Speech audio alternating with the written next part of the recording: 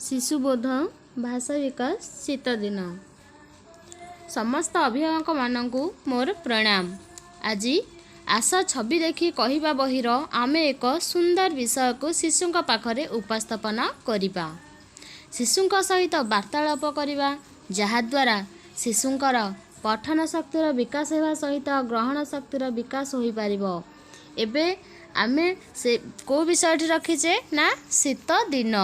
प्रथमे आमे आम शीत दिन विषयटी को बाहर करिबा। प्रथमे शिशु को मौन पठन करिया पई कहिबा। किछि समय पर एही चित्र को देखि पूर्ण वाक्य रे कहिबा। शिशु सुनिबे और स्पष्ट भाव रे उच्चारण करी कहिबे। प्रथमे आमे कहिबा, शीत दिन रे बहुत ठंडा हुए। घर बारंडा रे लोकटिए बसी शीतरे थरुची। तापरे बुढ़ा लोकटिए निया पाखरे बसिछंती। बापा चौकी उपरे बसिछंती। शीत दिन रे भाई गरम पोशाक पिंधिछंती। शीत दिन रे बहुत मजा लागे। आउ थरे कहबा ना, शीत दिन रे बहुत ठंडा हुए। घर बरंडा रे लोकटिए बसी शीतरे थरुची। बुढ़ा लोकटिए निया पाखरे बसिछंती। बापा चौकी उपरे बसिछंती। शीत दिन रे भाई गरम पोशाक पिंधिछंती।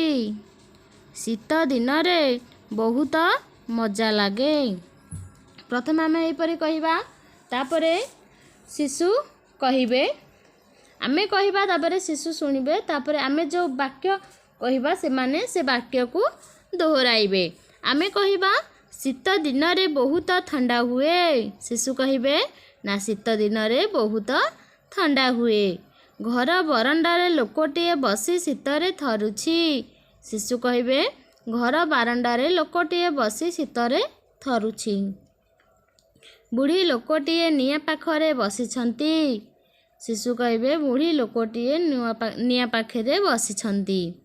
आमे कहिबा, बापा चौकी उपरे बसिछंती। शिशु कहिबे, बापा चौकी उपरे बसिछंती। आमे कहिबा, शीत दिन रे भाई गरम पोशाक पिंधिछंती। शिशु कहिबे, शीत दिन रे भाई गरम पोशाक पिंधिछंती। कहिबा, शीत दिन रे बहुत मजा लागे।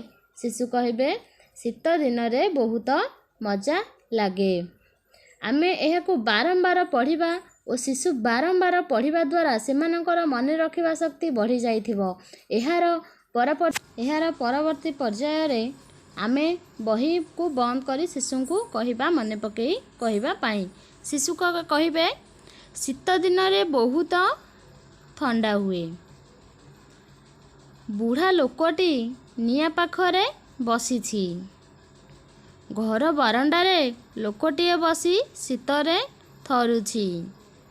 बापा चौकी उपरे बसिछंती।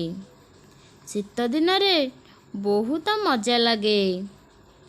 शीत दिन रे भाई गरम पोशाक पिंधिछंती। एहिपरि भावे शिशु चेष्टा करी कहिबे। जदि कहिबारे शिशु को कोनोसी असुविधा अनुभव हुए, ताहले आमे सेठारे शिशु को सहाय्य करिबा। एहिपरि वीडियो करी ग्रुप रे पठाइबे। शिशु को बारंबार कहिबे। शिशु अभ्यास करिवे, तापर से न देखि कहिबे। धन्यवाद।